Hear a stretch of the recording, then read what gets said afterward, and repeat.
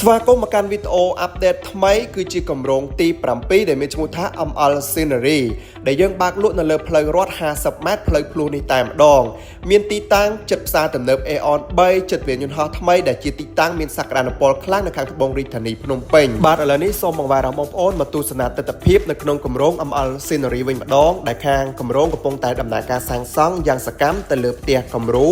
Grand M Villa និង Grand All Villa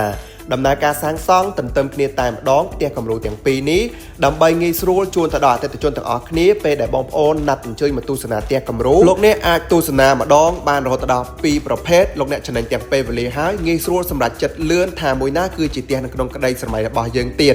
បាទនេះគឺជាទិដ្ឋភាពជារួមដែលខាងគម្រោងកំពុងតែដំណើរការដាំដើមឈើបណ្ដើម្ដងហើយជាប្រភេទដើមឈើធំៗដើម្បីផ្ដល់ជូននៅផាសុកភាពសម្រាប់អតិថិជនដែលគាត់បានជ្រើសរើសនៅក្នុងគម្រោង ML Scenery ទី7របស់យើងអញ្ចឹងបងប្អូនទាំងអស់គ្នាចង់ទិញផ្ទះចំណេញអាចទិញនៅក្នុងគម្រោងបុកគ្រឹះបែបនេះយើងអាចជ្រើសរើសបានទីតាំងល្អៗមុនគេ